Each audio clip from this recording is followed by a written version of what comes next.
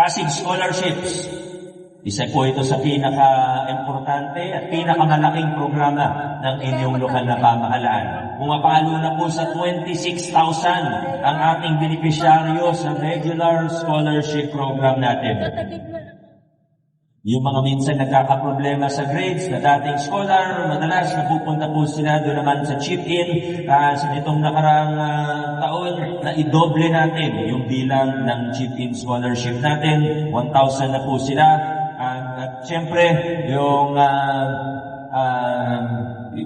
Pag-asa Scholarship, may akda niyan na wala na pong iba kung hindi ang ating Vice Mayor Dodot. Nagsimula tayo, 1,500 beneficiaries sa unang school year. Ngayon po, Pag-asa Scholarship, ito po yung college education. Kung hindi ka nakapasok sa PLP, private education sa PCC, sa Arellano, buong tuition, may konting dagdag pa sa allowance.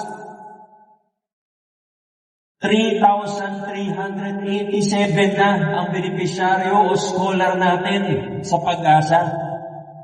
Napakarami na po at naniniwala ako na ang bawat isa sa 3,387 beneficiaries na ito ay meron ding katumbas na mas marami pang matutulungan. Yung mga pamilya nila, pati yung mga komunidad nila ay ma-uplift dahil po sa programa na ito.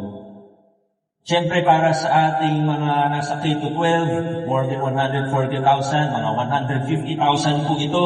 Meron po tayong school supplies, uniforms. Meron pa tayong 1,500 pesos na internet connectivity allowance. Bukod pa po yan sa malusog na batang Pasigueño na hindi lang po food packs, kundi pati yung mga check-up natin, gaya ng check-up sa mata at iba pa.